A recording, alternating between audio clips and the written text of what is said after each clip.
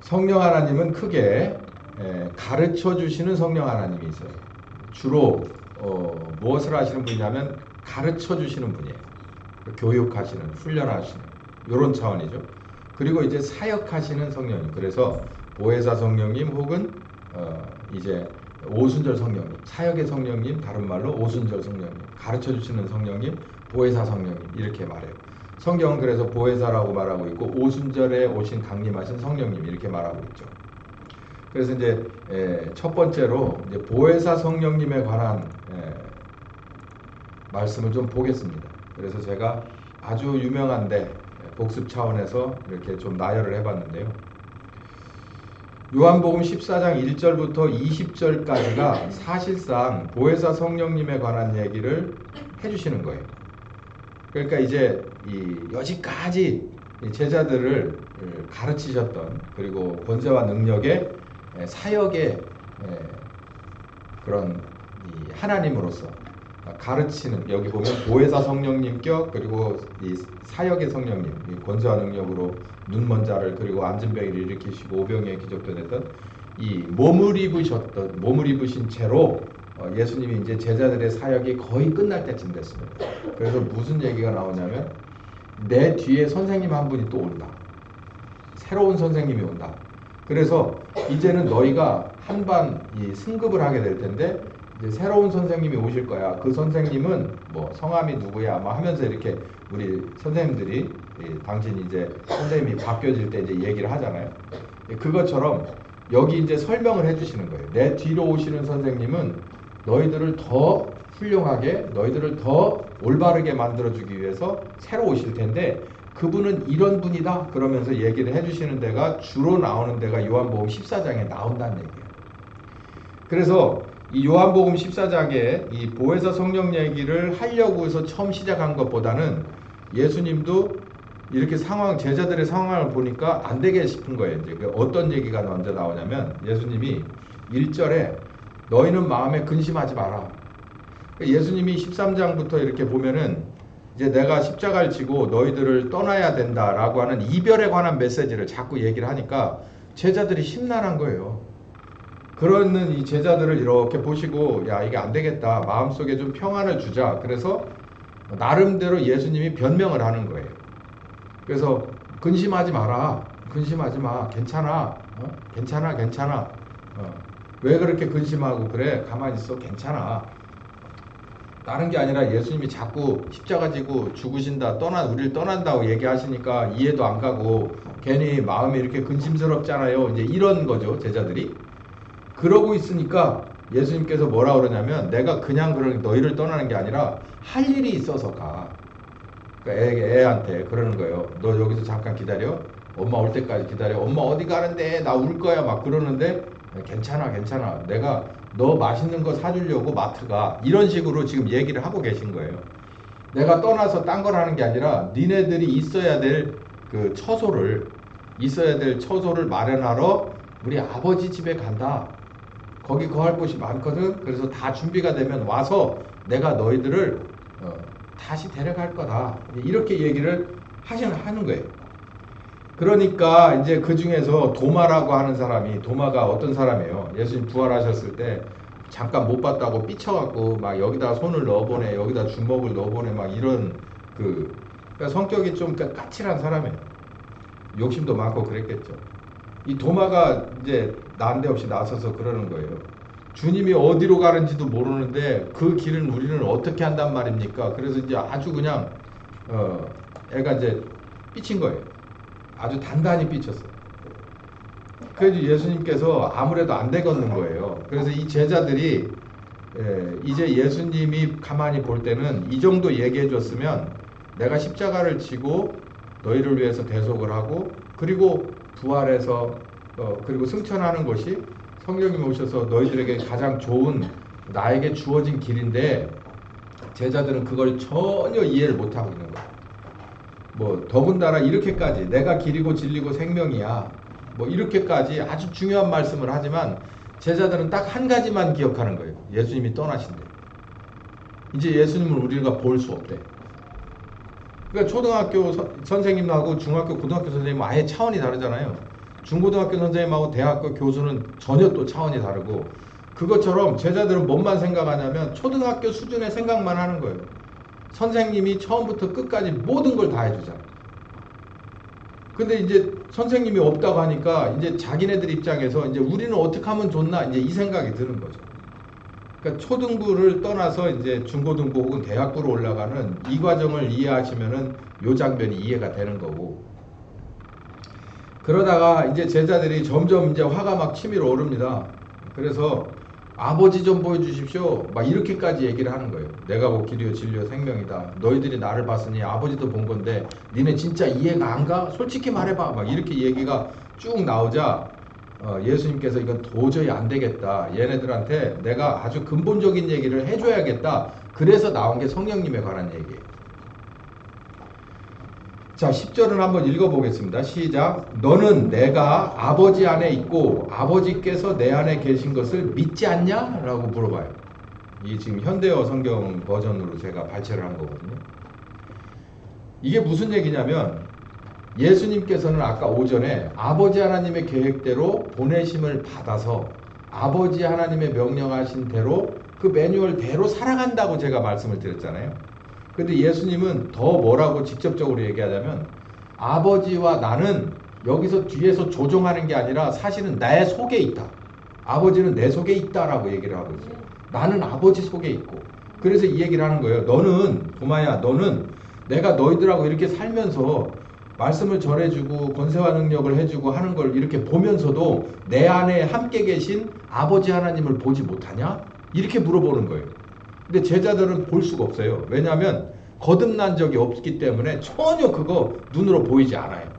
그러니까 제자들 입장을 충분히 이해를 하고 예수님께서는 이렇게 말씀하시는 것도 이해를 해요. 지금에 있는 저로서 보면은 여기 이렇게 코드가 안 맞는 이렇게 서로 부딪히는 이 부분을 저는 충분히 이해를 합니다. 근데 여기서 이제 중요한 얘기가 예수님은 이 땅에 사시면서 누구와 함께 사신 거냐면 아버지의 뜻대로 움직였다라는 표현보다는 아버지가 예수님 안에 계셨다는 거고 예수님이 아버지 안에 함께 계셨다라고 본인이 이렇게 말씀하고 계신 거예요. 자, 그러다가 내가 아버지께 구하면 아버지께서 다른 도자 혹은 보혜사라고 되어 있는데요. 너희에게 보내 영원히 너희와 함께 하실 것이다.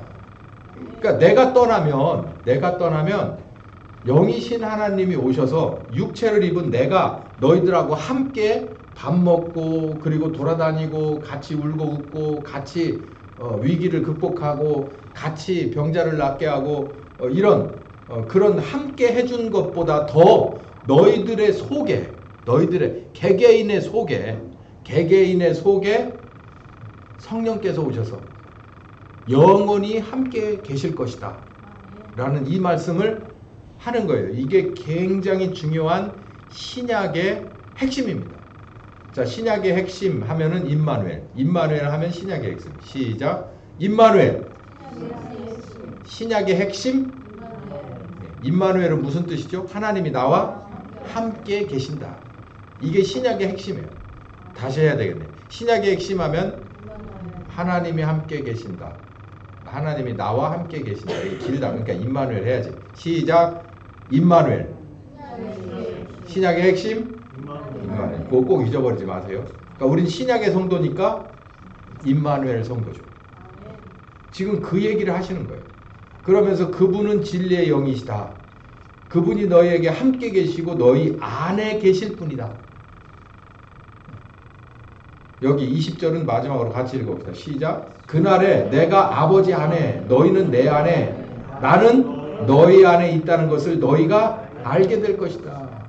자, 보면 내가 아버지 안에, 그러니까 아들 하나님이 아버지 안에, 너희는 내 안에, 나는 너희 안에. 그러면 모두가 뭐가 된 거예요? 하나가 된 거죠. 그래서 우리 교회 이름이 하나예요.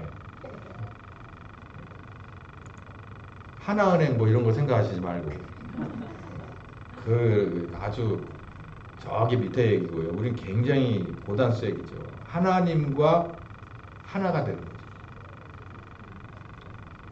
요약을 해보니까 여기서부터는 이제 잘 보십시오. 근심하지 마라. 평안해라. 이게 결론이에요. 신약의 성도는 뭐 해야 된다? 근심 말고 뭐 해야 된다? 평안해야 된다. 이게 좋은구나. 계속 해야 되겠다. 신약의 성도는 뭐 하지 마라? 근심하지 마라. 뭐 해라? 신약의 성도 평안하라. 시작. 신약의 성도 평안하라. 신약의 성도. 신약의 성도는 뭐 해라? 평안하라. 목사님 대놓고 그렇게 얘기해 주는 거 그냥 인사말일 뿐이죠. 그렇지 않아요. 예수님은 다시 말씀하셨다. 너희는 마음에 근심하지 말아라. 하나님을 믿고 또 나를 믿어라. 믿음의 문제예요. 하나님을 믿으면 하나님은 우리에게 근심 주려고 오신 분이 아닙니다. 하나님은 우리를 거지로 만들, 하나님 우리를 부자로 만들, 하나님이면 그럼 막 아멘하고 막 난리 뒤집어져요. 근데 저는 오늘 여러분께 뭐라고 하고 싶으냐면 하나님은 여러분을 근심하게 하지 않습니다. 하나님은 여러분을 평안하게 하시는 분입니다. 왜 그러냐면 임마누엘이 비밀이에요. 임마누엘이. 하나님이 우리와 함께 계시다라고 하는, 하나님이 나와 하나가 되었다, 함께 계시다라고 하는 임마누엘, 신약의 신자라고 하는 이 말 자체는 우리에게 두 자로 줄이면 평안이에요. 저 어린 애들이 자기 보호자하고 같이 있으면 애들은 의기충천입니다. 돈이 엄마 아빠가 얼마가 있는지 신경 안 써요. 쟤네들은 화폐 단위 잘 모르니까.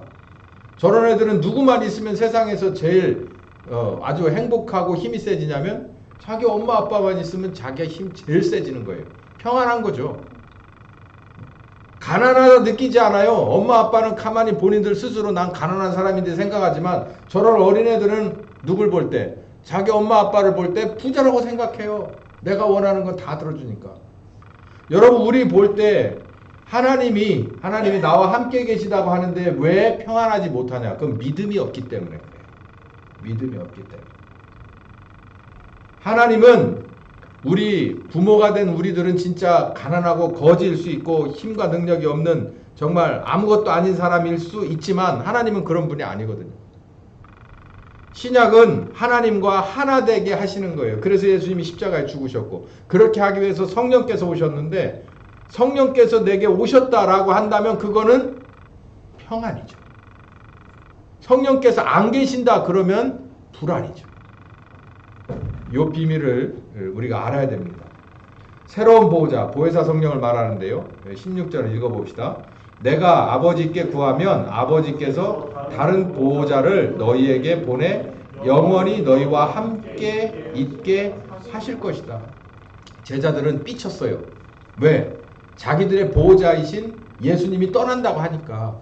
내가 당신 믿고 따라다녔는데 당신 떠난다고 하니까 삐친 거예요. 근데 예수님이 뭐라고 하느냐면은 다른 보호자를 보내줄게 라고 얘기를 하는 거야. 그래도 이제 나는 당신이 내 보호자지 다른 사람은 내 선생님이 아니야. 그러고서 막 이제 삐쳐 있는 중인데 예수님은 진심을 토로하는 거예요. 나중에 뭐라고까지 말하냐면 내가 너희를 떠나는 것이 너희들한테 이득이다. 남아있으면 있는 그런 날수만큼 너희들에게는 손해다 라고까지 얘기를 해요. 왜 그러냐면 예수님은 몸을 입으신 하나님의 아들이지만 사람이거든요. 사람. 그러니까 사람이 사람을 보호하고 리더하는데 가르치는 데는 한계가 있어요. 저도 가르치는 거 좋아하고 가르치는 데는 나름 특기가 있다고 생각하는 사람인데 한계를 아주 많이 느낍니다. 사람은요. 사람이라는 그 자체는 사람을 가르칠 수 없어요. 그냥 이렇게 기본을 이렇게 그냥 하는 것일 뿐이지 진정한 교육의 효과는 사람 선생님에게서 나오지 않아요. 오죽했으면 어른들이 그랬겠어요. 신세는 뭐가 가르친다고? 마음이 가르친다고 해요. 마음이.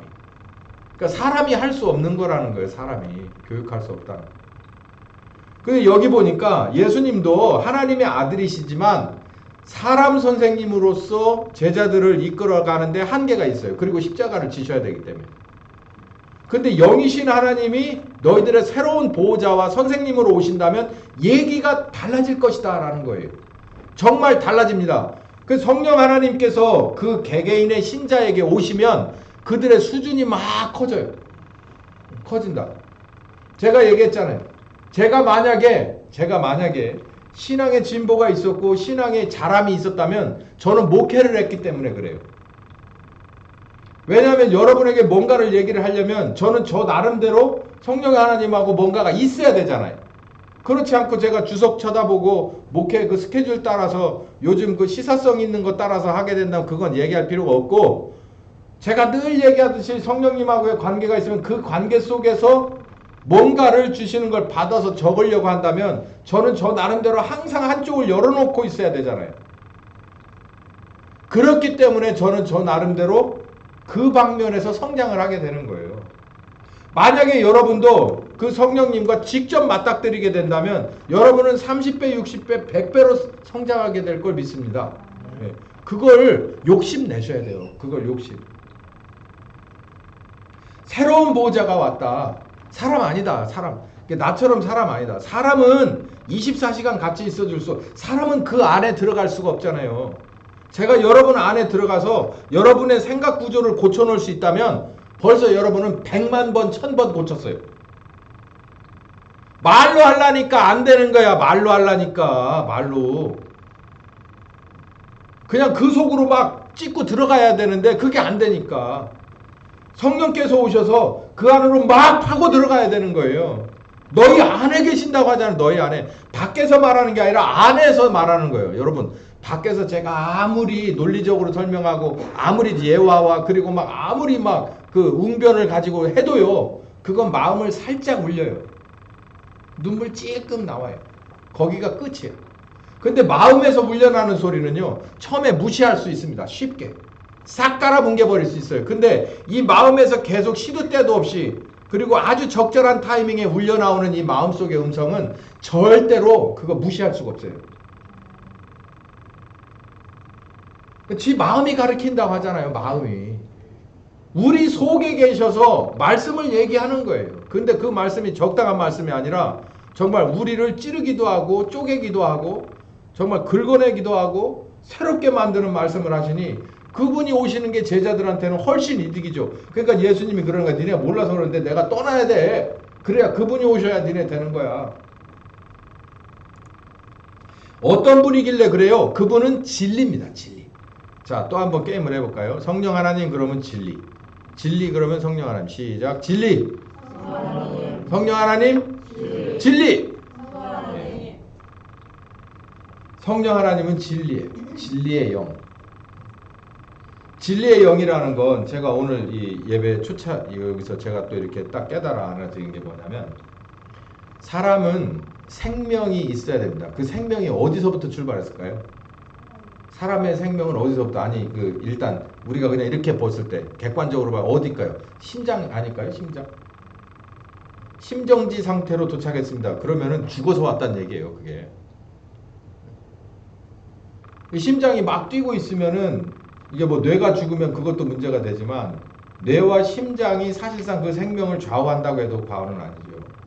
근데 뇌와 심장이 살아 있어요. 그러니까 우리가 지금 뇌와 심장이 있잖아요. 그런데 하나님이 봤을 때는 우리들의 육체의 생명은 혹시 뇌가 움직이고 심장이 움직여서 살아있는 사람이라 할지라도, 의사들이 볼 땐 살아있는 사람이라 할지라도 뭐가 죽어버리면, 영이 죽으면 하나님은 그 사람을 치지 않아요. 숫자에 들어가지 않아요. 그래서 그런 사람을 살리기 위해서 예수님의 피가 필요했던 거예요. 영이 중요합니다. 근데 어떤 영이냐면 중요한 영 플러스 진리라고 하는 거예요. 진리. 옳고 그름의 잣대가 중요해요. 무엇을 보더라도 가치관이 중요하다고 그러잖아요. 사람은 사지육신 멀쩡한 것보다 그 사람의 가치관이 굉장히 중요해요. 그 가치관은 어디서부터 오느냐면 그 가치관의 척도는 진리에서부터 옵니다. 진리에서부터. 그 진리가 확 박혀있는 사람, 박힌 것뿐만 아니라 정말 늘 그 진리가 속에서 살아있는 진리의 사람. 어떻게 해야만 할까요? 책을 많이 읽어야 할까요? 좋은 사람과 만나서 상담하고 좋은 다큐멘터리 프로를 많이 봐야 할까요? 좋은 학교 좋은 교수님하고 가깝게 지내면서 논문도 쓰고 수필집도 내고 그러는 게 좋을까요? 사람의 방법입니다. 그도저도 요즘과 같은 실용주의 만땅 세상에서는 인정받지 못하죠. 돈이 양반이니까, 돈이 교양이니까, 신용카드 한도가 가지고 있는 재산이, 부동산이 그 사람의 모든 것을 대변해 주니까요. 근데 하나님은 그렇다고 생각하지 않아요. 하나님은 이 사람이 숨쉬는 사람이냐도 중요하고, 이 사람이 진리에 입각한 사람이 맞는가, 진리의 사람인가를 더 중요하게 봅니다. 그렇기 때문에 하나님이 우리에게 돈보따리를 그냥 돈벼락을 내려주기 전에 누굴 보내신 거예요? 성령님을 보내신 거예요. 하나님이 가장 소중하다고 생각한 거예요. 내가 가장 소중한 내 자식에게 가장 소중한 걸 줘요. 여러분, 돈보다 소중한 게 뭐라고 되세요? 여기 진리의 영이라고 돼 있잖아요. 그러니까 여러분이 가장 소중하게 생각하는 사람이 있거들랑 그 사람에게 누가 오셔야 되는 거예요? 진리의 영이 오시는 게 가장 좋은 거라는 걸 믿으시기 바랍니다. 진짜 우리 정말 잘못 생각하고 있어요. 하나님, 우리가 부자 되길 원해요. 부자 되길 원해요. 찌질이 가난해서 굶어 죽길 원하는 하나님이 절대 아니죠. 근데 그보다 앞서 우리가, 예수님도 그랬듯이 우리가 죽은 사람이 아니라 살아있는 사람이어야 돼요. 그것은 바로 진리의 영이 우리에게 오셔서 우리 속에 계셔야 돼요. 그렇지 않으면 어떤 꼴이 되냐면, 요즘 뉴스 보세요. 요즘 뉴스 보세요. 정말 기가 막힌 청소년 14세 미만들을 볼 수 있습니다. 걔들이 알아요. 얘네들 파출소 가고 경찰 검찰에 넘어가도 별거 없다는 걸 알아요. 제가 그거에 관련한 뉴스를 요즘은 막 유튜브가 편집해서 잘 보여주잖아요. 그걸 보면서 제가 정말 어안이 벙벙해서 말이 안 나왔어요. 뭐 그걸 일일이 이 정말 아까운 시간에 그 뉴스 케이스를 다 얘기하고 싶지 않은데, 여러분도 알고 싶으면 얼마든지 알 수 있을 만한 기가 막히고 코가 막히는 요즘 세상. 두 가지 문제예요. 하나는 그 본인이 문제입니다. 그리고 두 번째는 미성년자의 보호자는 누구죠? 부모잖아요. 직접적으로. 그 부모가 뭐가 없다는 거예요. 그 자식을 그렇게 만들어 놓은 거예요. 그 부모의 잘못이에요. 요즘은 법으로도 개인정보 운운해가면서 그거 부모한테 책임 못 묻더라고. 희한하대. 잘 모르겠어요. 전 법 전문가가 아니라. 근데 그건 옳은 게 아닌 것 같아요. 분명한 건 물은 위에서 아래로 흐르듯이 그 가풍은 누구에게서 배운 거냐면 그 부모한테 배운 거예요. 그러니까 그 부모나 그 자식이나 똑같은 거예요. 뭐가 없어서요? 진리의 영이 없으니까. 교회 다녀도 이 진리의 영이 우리 속에 계시지 않으면요, 불안합니다. 일단 최종적으로 불안하고요. 그 사람이 뭐가 안 되냐면 이게 정도를 걸어낼 수가 없어요. 나는 성경적으로 성경을 믿는 침례교인입니다. 오케이. 침례교인이면 더군다나 누가 오셔야 돼요? 진리의 영이 오셔야 돼요. 그리고 그분이 오셔서 뭐 하냐면은 딴 거 안 해요. 예수님을 증거한대요. 아, 그래서 예수님이 그랬구나. 내가 곧 길이요 뭐요? 진리요. 그러니까 진리 되신 분이 뭐를 입으셔서 예수님이 된 거예요? 아들이 된 거예요.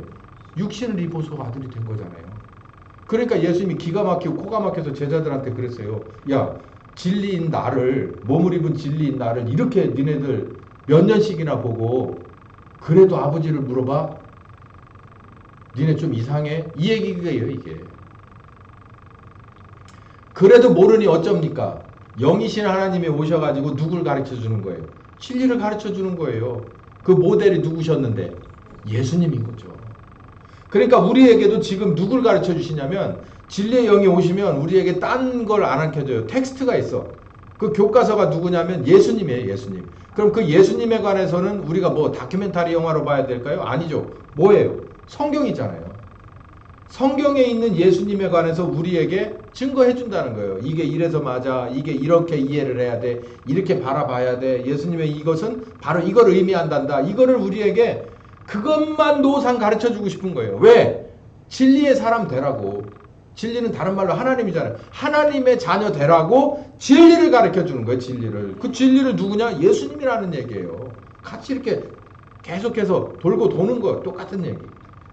또 뭘 가르쳐 주냐면 죄에 대하여, 의에 대하여, 심판에 대하여를, 이게 참 심각한 게 뭐냐면, 제가 여러분은 죄인입니다라고 사실상 말할 필요가 없어요. 왜냐하면 제가 여러분에게 죄인입니다. 그래서 아멘 그래봐요. 그게 진짜 속에 와서 동의되는 얘기가 아니에요. 이 너는 진짜 죄인이다는 누가 해야 될 말씀이냐면 성령께서 오셔서 얘기해야 돼요. 회개가 일어나게 하는 것은 성령께서 오셔서 너는 죄인이다라고 하는 것을 콕 찔러줬기 때문에 그래요. 제가 여러분에게 모든 증거를 대고 그러므로 여러분은 죄인이에요 라고 얘기해봐야 아무 의미 없어요. 의도 마찬가지예요. 심판도 마찬가지예요. 다 이분이 오셔서 할 일이에요. 그러고 봤더니 제가 해야 될 일이 없는 거예요. 제가 인간 목회자가 해야 될 일이 별로 없어요. 거의 없어 거의. 제가 하는 설교도 사실상 50%도 안 되는 효과고 제가 여러분께 해드리는 거는 오히려 10% 미만의 효과가 있고요.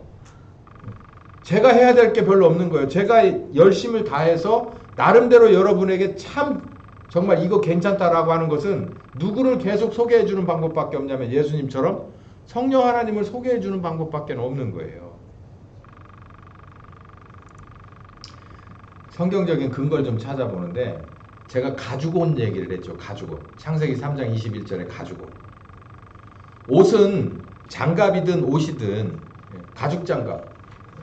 제 아들이 저하고 헤어지면서 가죽 장갑을 한 컬에 사줬어요. 아까워서 끼지도 못하고 난로 옆에 했는데 그 장갑을 보면은 아들 생각을 합니다. 그것처럼 예수님도 얘를 떠나보내야 되는 거예요. 하나님도. 그런데 뭐 해야 되냐면 그냥 보낼 수가 없는 거예요. 그러니까 자기가 줄 수 있는 가장 의미 있고 가장 정말 이거 정말 괜찮다라고 하는 것을 하나 주셨는데 그게 뭐냐면 가죽 옷을 주셨어요. 가죽 옷은 뭐냐면 어떤 생명체 하나가 생명을 잃은 거예요. 누굴 위해서? 아담과 하와를 위해서. 그건 누구를 지금 의미하고 있느냐면 예수님을 의미하고 있는 거예요. 그래서 내가 너에게 약속했지. 너 이제는 혼자 너희들끼리 이제는 이 에덴을 떠나서 너희들끼리 혼자 살아야 되고 돌아올 수 없다. 내가 그러나 너희들하고 함께 무엇으로? 언약으로 함께 할 것이다 라고 하는 것을 가죽옷을 입혀준 거예요. 그러니까 그 가죽옷을 볼 때 이 아담과 하와는 뭐 가죽옷이니까 계속 입고 있었겠죠. 그러니까 이 가죽옷을 입고 있는 한 그 약속이 그 언약이 절대로 떠나지 않아요. 뭐 가죽옷을 벗었다고 해서 떠나지는 않지만 그 가죽옷이라는 것이 시너지 효과를 내는 거예요. 성령 하나님이 오셔서 우리와 떨어지지 않게 이게 한 사람으로서 옷을 입어서 유니폼이 돼주시듯이 성령 하나님께서 우리에게 오셔가지고 그렇게 돼주시겠다고 하는 거예요. 하나님의 자녀로 우리를 이렇게 꼭 붙잡고 그 진리 안으로 인도해 주시겠다라고 하는 이런 구약의 이런 메시지가 있었고 이사야 7장 11절에서 14절까지 보면 임마누엘이라고 하는 이 얘기가 처음 시작된 곳이 여기입니다. 어떤 일이 벌어졌냐면 이 이스라엘이 두 나라로 나눠졌다고 그랬죠. 북이스라엘과 남유다로. 그래서 북이스라엘이 주변에 있는 아람 그 나라하고 지금으로 보면 어디라고 할까요? 지금 이스라엘에 난리가 난 그 사람들하고 누구하고냐면 사실상 그러니까 우리나라로 보면은 북한하고 중국하고 손을 잡았다고 보면 돼요. 그러고서 우리를 친다고 이런 선전포고가 나온 거예요. 그러니까 이제 막 여기 보면은 사시나무 떨리듯이가 아니라 무슨 나무 흔들리듯이 떨었다고 그랬어요. 이 이스라엘의 국민들하고 그 왕하고 모두가 다 덜덜덜덜덜 떨었다는 거. 우리 이제 끝이구나. 안 되겠다. 이래가지고 이제 하나님이 위로를 해주고 평안을 주기 위해서 나온 말씀이 바로 요 말씀입니다. 읽어봅시다. 시작. 그러므로 주께서 친히 징조로 너희에게 주실 것이라. 보라, 처녀가 잉태하여 아들을 낳을 것이요 그 이름을 임마누엘이라 하라. 이거를 전체적으로 역사에 지금 요 시점이 아니라 이만큼 지나온 시점에서 역사가 흐르고 난 것 다시 돌아보기로 본다면 이 사람들이 그러니까는 북이스라엘과 연합해서 남유다를 치려고 하는 그 작업은 실패했습니다.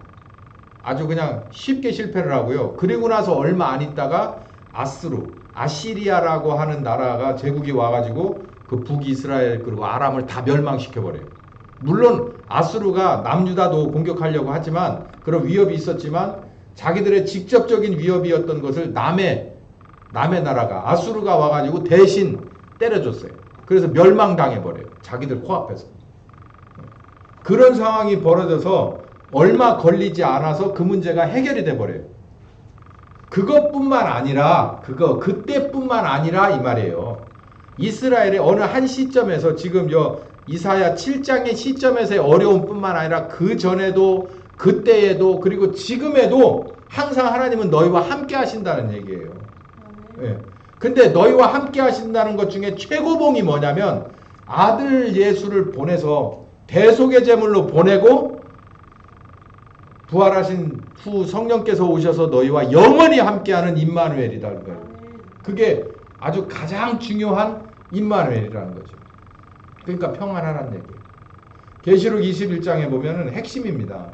이게 안식의 최종 버전이거든요. 읽어봅시다. 시작. 가로되 보라 하나님의 장막이 하나님과 함께 있음에 하나님이 저희와 함께 거하시리니 저희는 하나님의 백성이 되어 하나님은 친히 저희와 함께 계셔서 모든 눈물을 다 씻기고 사망도 없고 애통도 없고 곡하는 것도 아픈 것도 다 없다.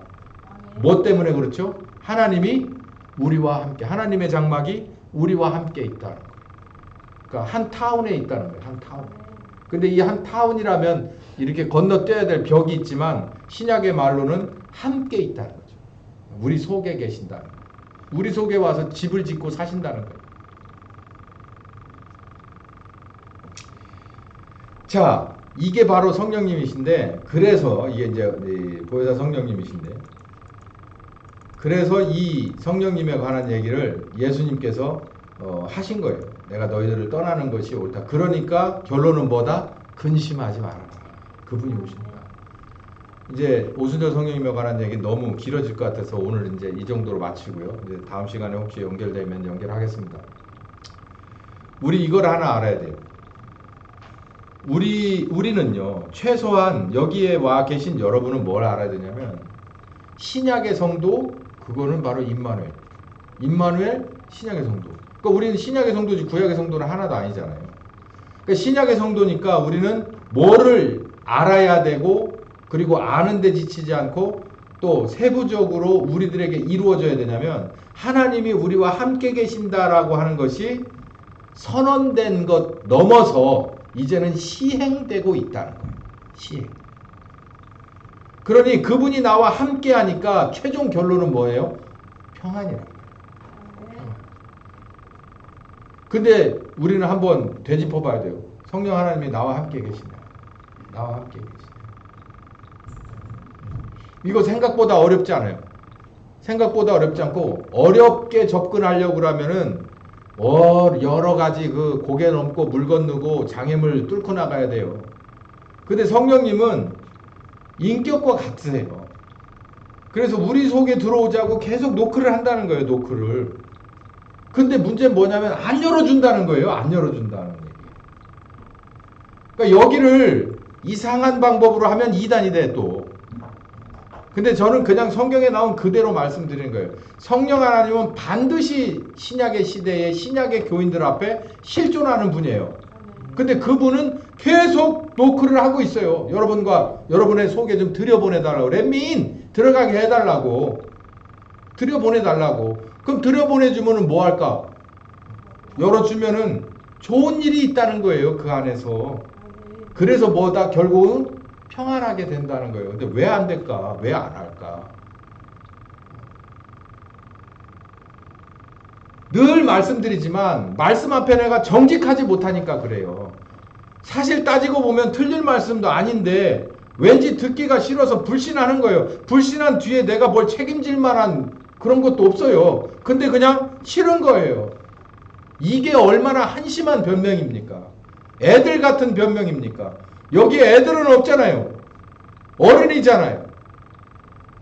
그러니까 아주 인간적으로 제가 말씀드릴게요. 옳은데 왜 안 합니까?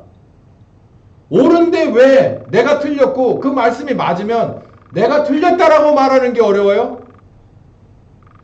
이 말씀이 맞습니다라고 이 말씀을 손으로 잡는 게 받아들이는 게 그게 비겁한 겁니까? 나약한 겁니까? 병약한 겁니까? 도대체 멍청한 겁니까? 오히려 그 반대 아닐까요? 알면서도 그래 옛날 이런 얘기 자꾸 해가지고 인기가 좋아지는데 쓱 난다고 새바지에 똥 싸면은 누구 문제라고 그랬죠?